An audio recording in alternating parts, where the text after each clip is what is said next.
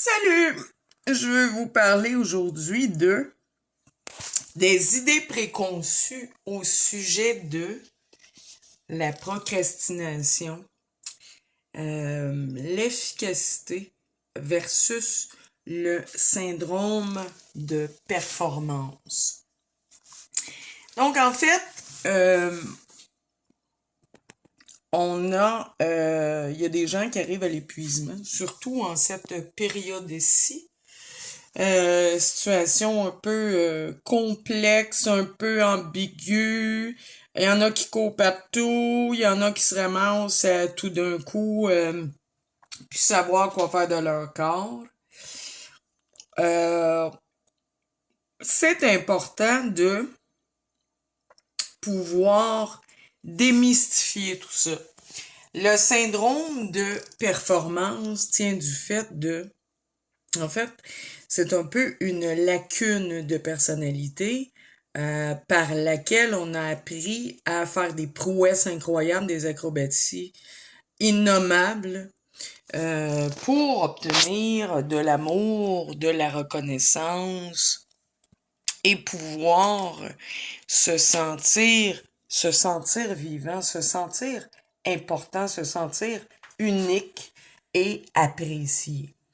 Donc, moi, il y a quelqu'un qui m'avait dit à un moment, quand je m'engageais à fond dans les entreprises. À un moment, j'ai travaillé dans un collège privé où les employeurs, c'est pas des fous, là.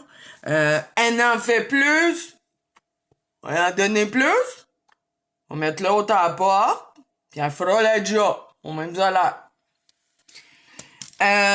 Donc, évidemment, parce que j'avais besoin d'un emploi, parce que je voulais être à la hauteur, parce que, il y a toujours plein de raisons. Euh, j'ai décidé de faire des heures supplémentaires, de trouver des façons d'améliorer mon rendement, d'améliorer mon quotidien, mon efficacité, tout ça, pour au final me faire dire par une collègue avisée qui était là depuis des années, puis qui avait bien du plaisir, elle mettait pas les bouchées doubles trop, qui est venue me dire, écoute, si j'ai un conseil à te donner dans la vie, là, que ce soit celui-ci, tu recevras pas de médaille, que t'en fasses plus, que tu sois plus meilleur, euh, ou que tu vires tout le collège à l'envers. Personne ici va te donner de médaille. Et s'ils ont un jour à te congédier, ils le feront. Personne n'est à l'abri, quoi que tu fasses. Donc, de là, j'ai pris quelques distances, évidemment. Ce qui devait arriver arriva malgré que je fasse le travail de 2 personnes, même parfois 3. Euh, on a fini par me montrer la porte de sortie pour des raisons factices. Mais qu'il importe de dire combien c'est important de prendre soin de soi. Le all connected all the time, être connecté tout le temps.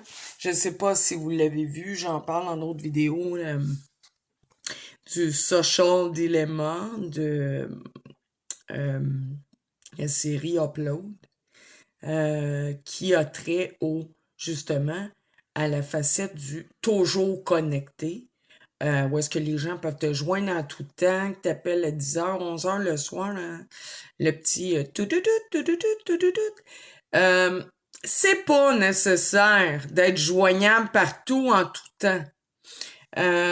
Et d'ailleurs, c'est même un peu malsain. C'est important de pouvoir de se donner des deadlines pour un moment, dire je tire la plug. Là, ça, là, c'est ma zone, c'est mon temps à moi et ces moments-là n'appartiennent qu'à moi. Ils sont pas à tout le monde. Je suis pas disponible à tout le monde en tout temps. j'ai une zone à moi pour recharger mes batteries, comme un portable que vous mettez sur le chargeur, le temps qu'il refasse sa puissance, ses énergies. C'est important de le faire, puis pas juste en dormant. Donc, en fait, il y a d'autres façons de se ménager. Moi, j'en ai trouvé quelques-unes au fil du temps en travaillant là-bas et je vous les partage. Il y a le système de priorisation. Donc, quand vous avez 2-3 pages de to-do list, évidemment, vous êtes surchargé. Évidemment, vous savez plus par quel bout commencer. Surtout quand vos 2-3 boîtes en Outlook de courriel sont pleines à craquer. On fait quoi? On commence par où? On donne où? Quand? Comment? Donc, évidemment, il y a des petits tutoriels pour ce qui est des mails et Outlook qui vous aideront à créer des règles pour que les messages soient acheminés aux bons endroits, dans les bonnes boîtes. Donc, vous savez que tel fournisseur, lui, peut attendre. Vous pouvez créer une règle comme ça. Tous ces messages vont s'en aller dans un fichier différent qui va vous éviter comme ça de sacrifier, de perdre un peu de temps et de clics. Donc, hormis ça, il y a le système de priorisation selon l'échelle des besoins. Évidemment, on a des besoins au travail, on en a à la maison également. Donc, on priorisera évidemment ce qui touche, ce qui a trait à la pyramide de Maslow. Je pars vraiment à la base. Donc, se loger, se nourrir, se vêtir, c'est vraiment basic, mais très, très, très, très, très important. Donc, il faut consacrer du temps et des énergies à tout ce qui nous permet de le faire. Donc, ça implique d'avoir un revenu à la base. Dans l'ordre des priorités, je m'étais fait des sections. Donc, je divisais mes to-do. J'avais quand même 3 directions d'école à servir. Je divisais mon to-do en plusieurs catégories. Donc, la première, c'était le urgent. Tout ce qui est urgent, ça peut pas attendre ASAP. Ça, on fait ça tout de suite, sinon la boîte tourne plus, c'est une catastrophe, c'est du ASAP. Donc, du urgent. L'autre catégorie, c'était du important. Donc, faudrait que ce soit fait d'ici demain ou d'ici 2 jours. Là. 2 jours max, là, faut que ça se soit fait. Il y avait ensuite la catégorie souhaitable. C'est important également, c'est souhaitable de le faire, mais la Terre n'arrêtera pas de tourner si ça se fait pas dans les 2 prochains jours.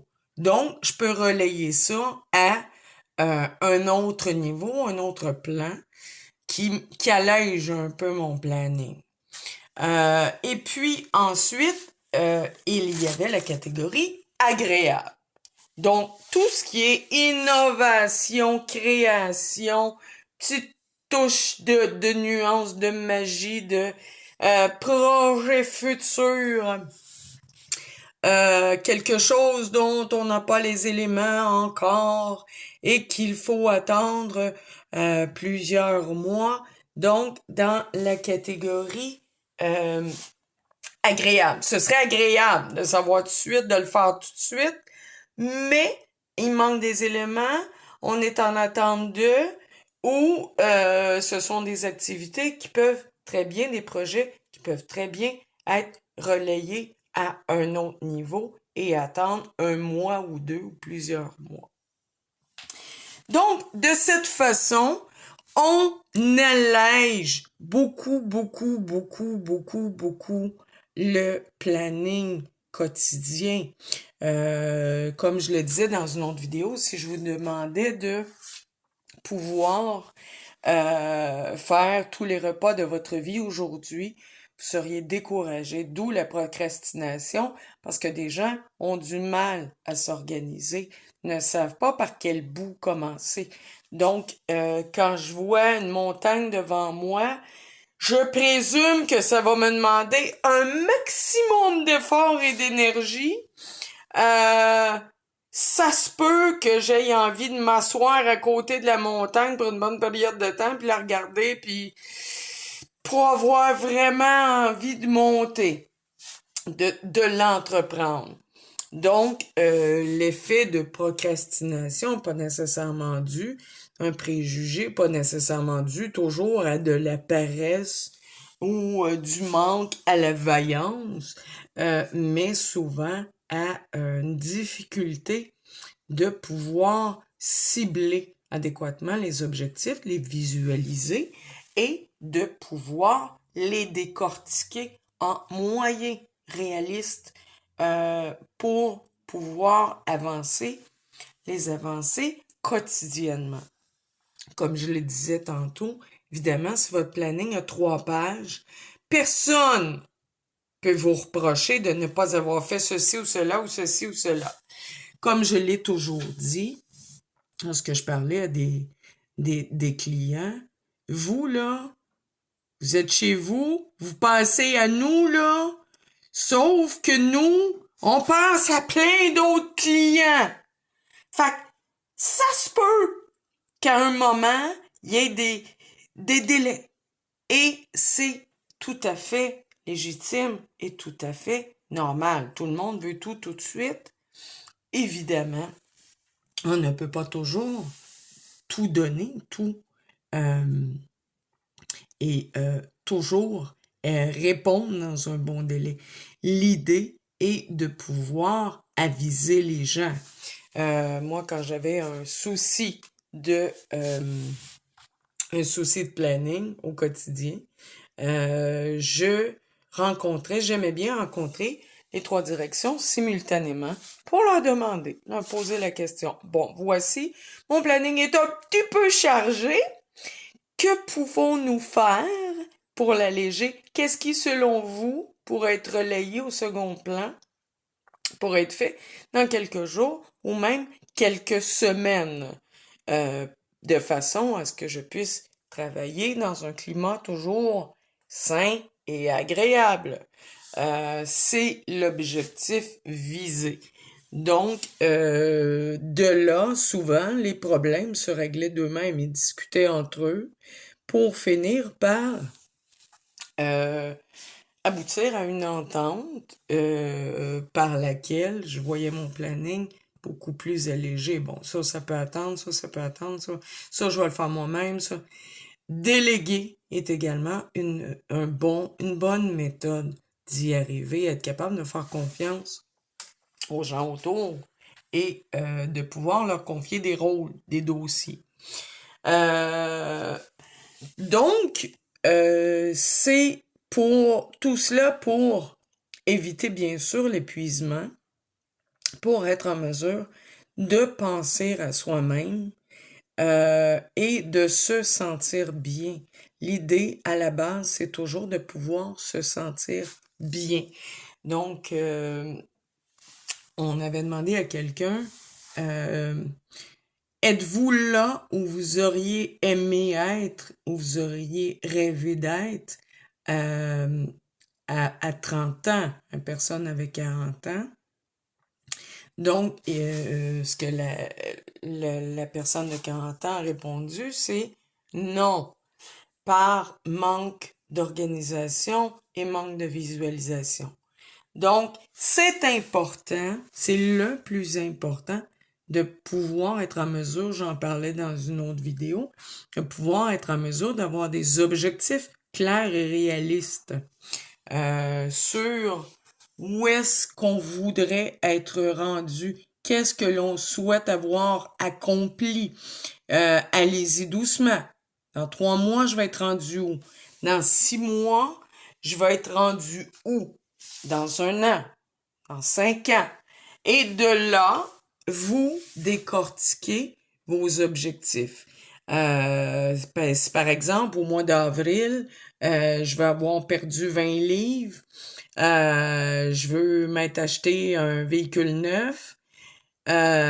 Bon, faut que je change tout de suite mon alimentation, faut que je me mette à l'exercice, faut que j'économise un petit peu de sous à chaque semaine, de sorte, faut que je calcule combien tout ça va me coûter, de sorte de pouvoir économiser de façon hebdomadaire pour m'acheter un véhicule dans mes 3 mois, si c'est ce que je souhaite faire, et avoir perdu le poids que je souhaite dans mes 3 mois.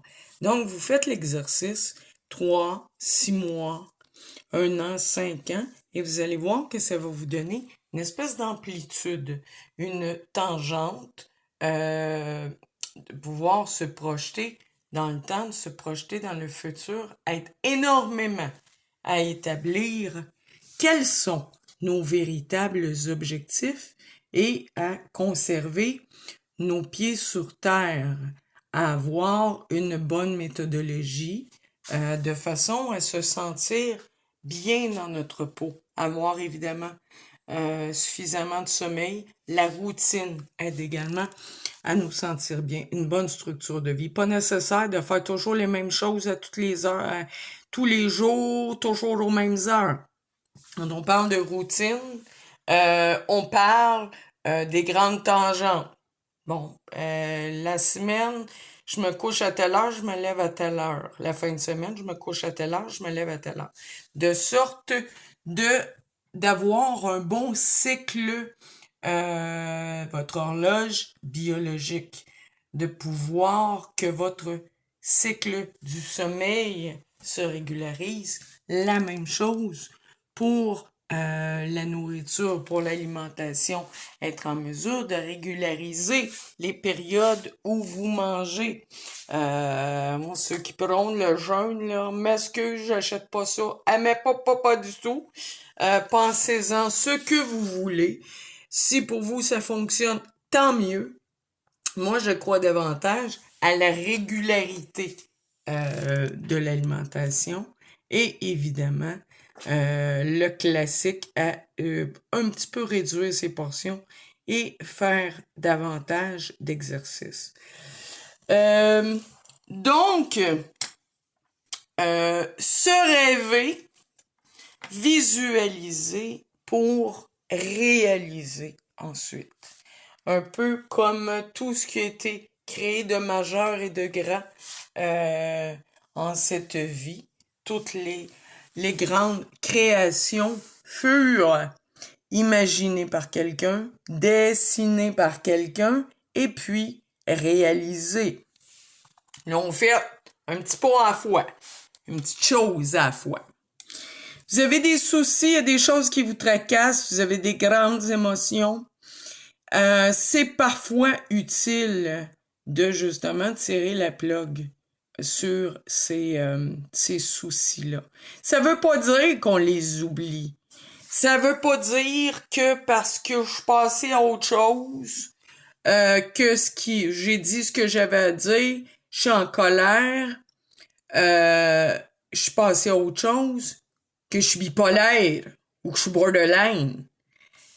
Se donner du répit et du lest dans nos émotions, que ce soit un deuil, que ce soit quelque chose qui vous turlupine, de pouvoir se donner un break d'émotion, tirer à plug, penser à soi, penser à autre chose, permet justement d'évacuer et de revenir plus fort, de revenir avec de meilleurs sentiments, de revenir avec une plus grande énergie pour affronter ou réaliser ce qui est demandé ou ce que l'on a à accomplir.